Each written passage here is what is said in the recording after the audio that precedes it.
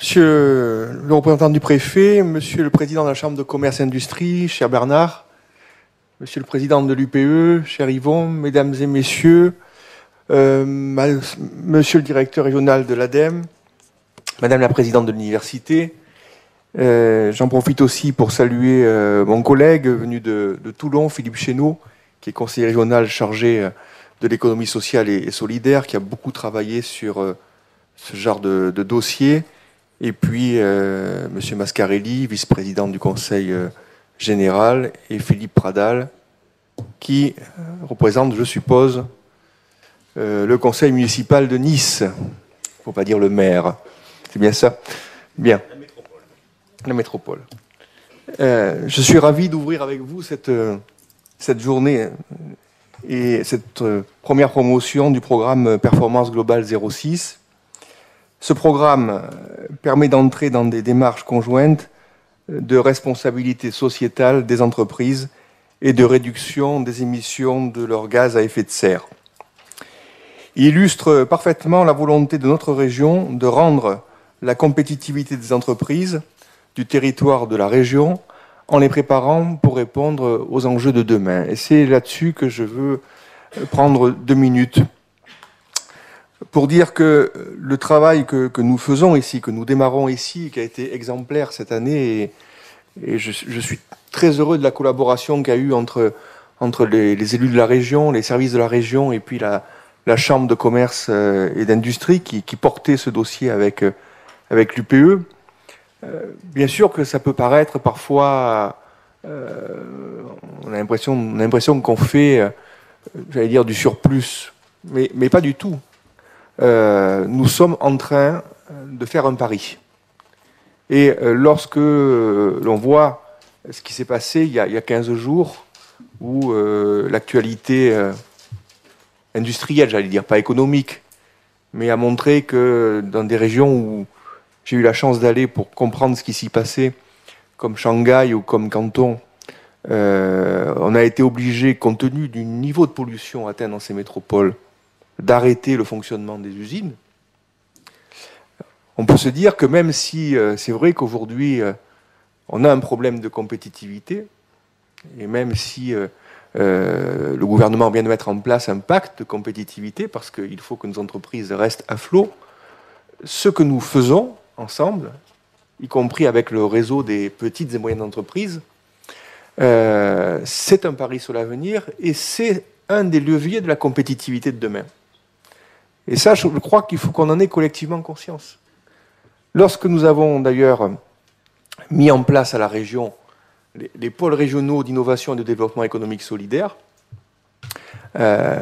qui faisaient un peu suite aux pôles de compétitivité de l'État, dans les pôles de l'État, il n'y avait que la recherche et l'innovation. Et nous, région, avec vous, les chambres d'ailleurs, puisque les PRIDES, ce n'est pas une invention de la région comme ça, c'est une œuvre de réflexion collective menée avec le terrain, avec les représentants des chambres de commerce et d'industrie. On s'était dit à l'époque, oui, la recherche et l'innovation, c'est extrêmement important. Mais ce n'est pas les seuls leviers de compétitivité des entreprises. Il y en a d'autres. Il y a la formation des hommes, il y a la responsabilité sociale et environnementale. Et il y a aussi notamment l'international, vous n'en avez pas parlé, c'est un troisième domaine sur lequel on travaille ensemble. Et donc, il y avait là-dedans donc, les questions liées à la RSE et au développement durable, et c'est un des piliers sur lesquels les PRIDES ont été construits. Je voulais le dire parce que c'est important, et parce que je pense que en faisant cette action, nous prenons une longueur d'avance. Alors, elle ne se voit pas pour l'instant, mais peu à peu, tout le monde sera obligé de remettre en cause les procès de production classiques. Je suis sûr que je fais plaisir à Philippe Chénaud en parlant comme ça. Mais voilà.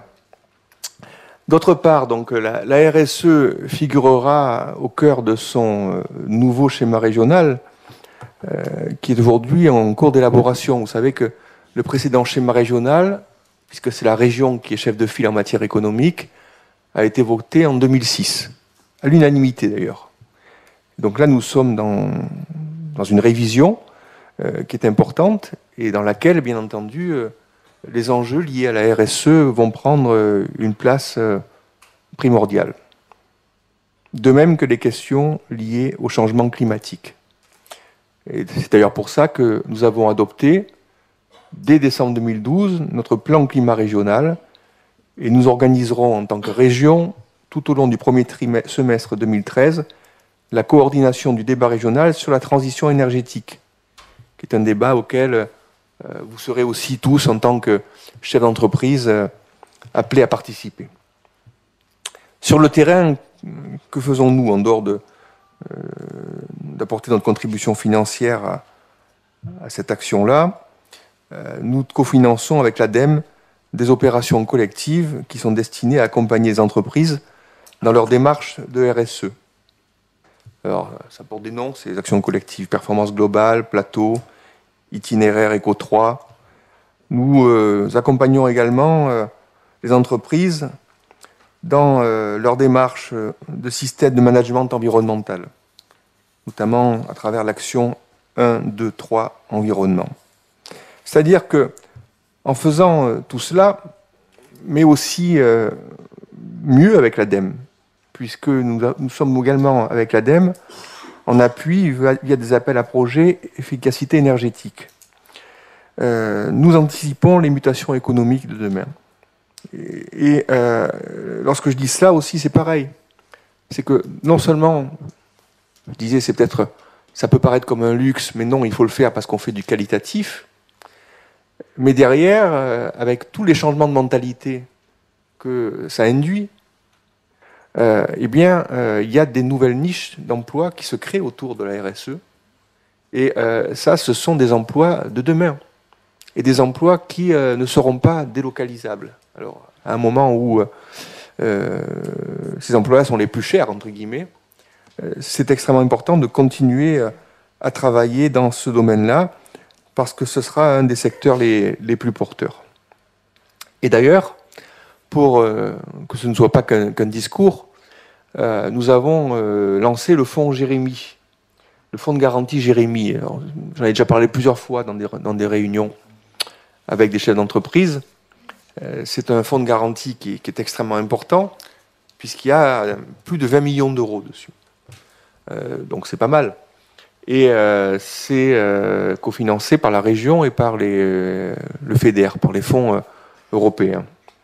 Et dans les objectifs qui sont donnés à ce fonds de garantie, il y a aussi l'objectif de financer et de venir en appui de PME sur ce qu'on appelle les investissements vertueux. Donc les investissements qui se situent dans le sens soit de la transition énergétique, soit de la RSE.